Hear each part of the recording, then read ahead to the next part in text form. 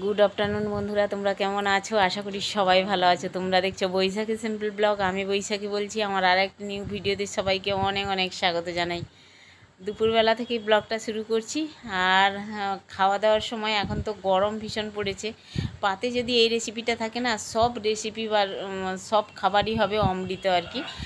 আর হ্যাঁ, তোমাদের মাঝে আমি অবশ্যই শেয়ার করব রেসিপিগুলো। আশা করি তোমাদের ভালো লাগবে রেসিপিগুলো। এই গরমে, এই সিজনে এত তাপদাহ চলছে বাইরে, কি বলবো। আর ঘরের মধ্যেও থাকা যাচ্ছে না, বাইরে তো দূরের কথা, তাই না? কি খাবো না না খাবো গরমে মুখে রুচি ফেরাতে পাতে যদি এই রেসিপিটা থাকে, তবে সব তরকারি ভাত হবে অমৃত খেতে।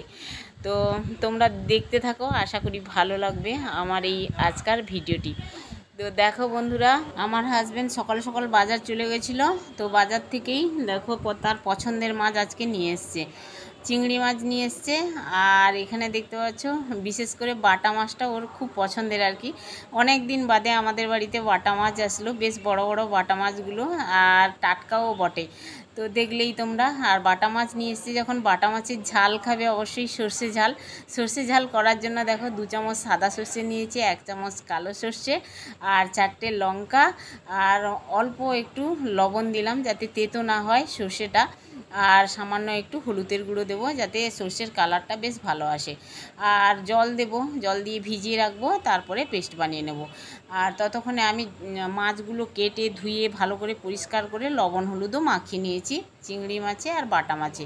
এখন গ্যাসে কড়াই বসিয়ে দিয়েছি, কড়াইটা বেশ গরম হয়ে গেছিলো।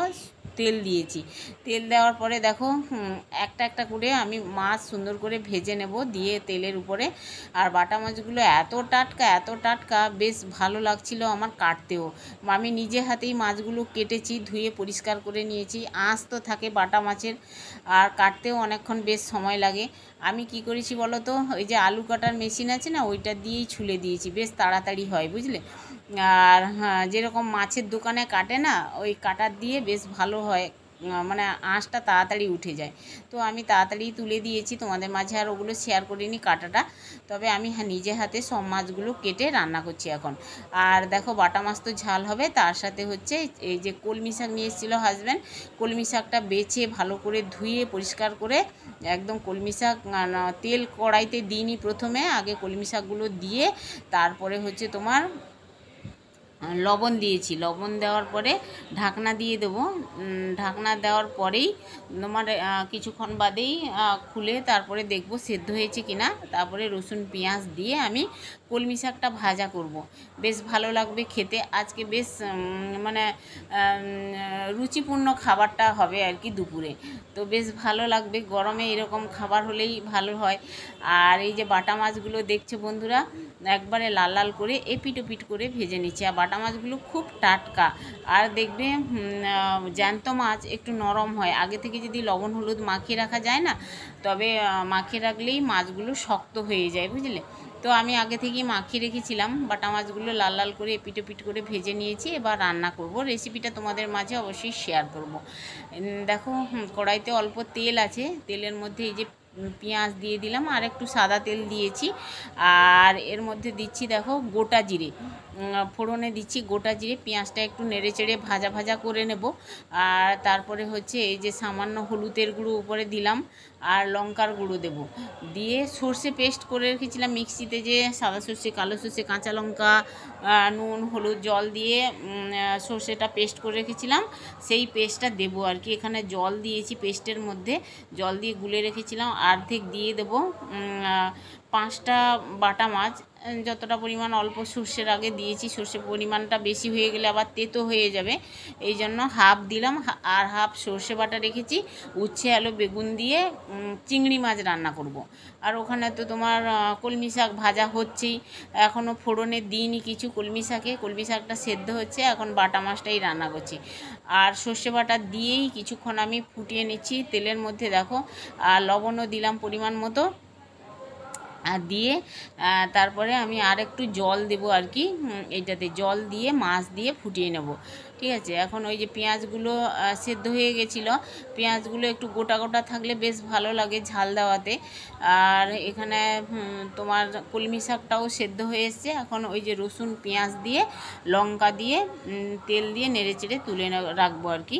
কলমি শাক ভাজা বেশ ভালো লাগবে গরম ভাতে খেতে। আর এখানে দেখো সর্ষে বাটা দিয়েছিলাম, ফুটে গেছে একদম, ঝোলটা শুকিয়ে গেছে। এবার মাছগুলো দিয়ে দিলাম, মাছগুলো দিয়ে অল্প জল দেব। বেশিক্ষণ মাছ ফোটাবো না, মাছ বেশিক্ষণ ফোটালেই নরম হয়ে যাবে, বুঝলে। যেহেতু ভাজা মাছ কড়া করে ভেজেছি এপিট ওপিট, আর অল্পক্ষণ একটুখানি ফুটিয়ে নেব, তারপরে বাটা মাছের রেসিপিটা আমার রেডি হয়ে যাবে। দেখো এতটা পরিমাণ জল দিয়েছি, আর জল দিয়ে একটু খুন্তি দিয়ে নাড়ানাড়ি করে নিলাম। এটা ফুটতে থাকবে। ততক্ষণে দেখো আমি কলমি শাকটা ভাজা করছি। কলমি শাক সেদ্ধ হয়ে গেছে।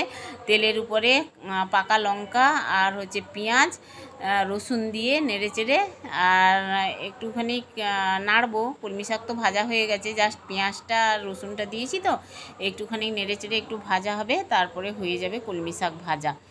আর আমি না কি করেছি বলো তো, আর একটা রেসিপি তোমাদের মাঝে শেয়ার করব, যেটা আম পোড়া রেসিপি। আম পুড়িয়ে রেখেছি, সেটা মাখবো।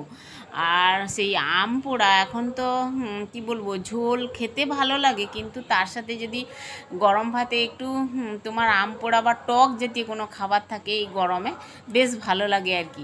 তো যাই হোক, আম পোড়াটা তোমাদের মাঝে শেয়ার করব। এখন চিংড়ি মাছগুলো ভাজা বসালাম, তরকারি করব উচ্ছে বেগুন আলু দিয়ে। আর এখানে দেখতে পাচ্ছ বন্ধুরা, এই যে আম পোড়া করে রেখেছিলাম। আর আম পোড়া এখন আম শরবত বলো, আমের শরবত বলো, আমের টক বলো, আর আম পোড়া বলো, আমের আচার বলো, বেশ ভালোই লাগবে এই রোদে, মানে মুখে রুচি আনতে আর কি। আমাদের রোদে দেখবে ঝোল তরকারি বেশি ভালো লাগে না, টকটা হলে কিন্তু ভাতটা বেশি খাওয়া হয় একটু আর কি। তো যাই হোক, আমি আম পোড়া করে রেখেছিলাম। আমাদের বাড়িতে বেশ আম খাওয়া হচ্ছে, আমের টক মানে প্রতিদিন আম পোড়া এগুলো খাওয়া হচ্ছে আর কি। আম পোড়া করার জন্য দেখো আমটা ছাড়িয়ে নিয়েছি, ছোকলাটা ফেলে দিয়েছি, তার মধ্যে সর্ষের তেল আর লবণ দিলাম, আর একটা লঙ্কা দিচ্ছি আর কি, কাঁচা পাকা দুটো লঙ্কা দিচ্ছি, একটা কাঁচা লঙ্কা একটা পাকা লঙ্কা দিয়ে ভালো করে মাখাবো, একটু ঝাল ঝাল হবে। আর সর্ষের তেল যেহেতু দিয়েছি না, একটা বেশ গন্ধ আসছে। আমি তোমাদের মাঝে পরে ভয়েসে কথা বলছি, আমার মুখ দিয়ে মানে কি বলবো, জিভ দিয়ে জল পড়ে যাচ্ছে আর কি, এতটাই লোভ লাগছিল। খেয়েছিলাম, এত ভালো লাগছিল কি বলবো, তোমাদের বলে বোঝাতে পারবো না, এত সুন্দর লাগছিল খাওয়া দাওয়া। তো আম মাখা হয়ে গেছে। এখন দেখো তরকারি শাক একেবারে কমপ্লিট হয়ে গেছে আমার রান্নাবান্না।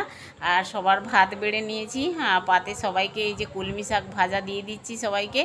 একেবারে দুপুরের রান্না দুপুরেই শেষ হয়ে যাবে আমাদের, রাতে আর রাখি না, কারণ রাতের খাবার তোমার রাতের তরকারি না খেতে চায় না আর কি। দুপুরের রান্না এখন দুপুরের মানে অল্প একটু বেশি রাখলে আমি ফ্রিজে রেখে দিই, কিন্তু থাকে না, আমি যা রান্না করি দুপুরেই প্রায় শেষ হয়ে যায় আমাদের।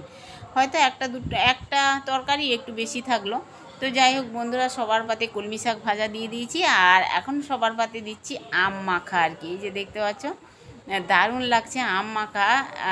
দেখতে যেমন ভালো লাগে, আর মানে খেতেও তেমন ভালো লাগে, দেখলেই তো জিভে জল চলে আসে। আর একটু যদি থাকে ভাতের মধ্যে এই আম মাখা, তাহলে সব তরকারি ভাত হবে অমৃত। আর এখানে দেখছো উচ্ছে আলু বেগুন দিয়ে চিংড়ি মাছের তরকারি করেছি, আর এইটা করেছি বাটা মাছের ঝাল দেওয়া, একদম মাখো মাখো। তো চলো বন্ধুরা, আমার এই রেসিপিগুলো যদি তোমাদের ভালো লেগে থাকে, এই গরমে এই খাবারগুলো, তো তোমরাও অবশ্যই ট্রাই করো, ভালো লাগবে অবশ্যই খেতে। তো আমরা ততক্ষণে খাওয়া দাওয়া করি, কেমন সাজিয়ে গুছিয়ে নিয়েছি, সবাই আমরা বসে খাবো অনেকক্ষণ ধরে।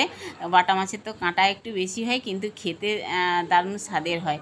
তো চলো, আমার এই ভিডিওটা যদি তোমাদের একটু ভালো লেগে থাকে, তাহলে একটা লাইক কমেন্ট শেয়ার করে পাশে থেকো, আর আমাকে অবশ্যই মনে রেখো।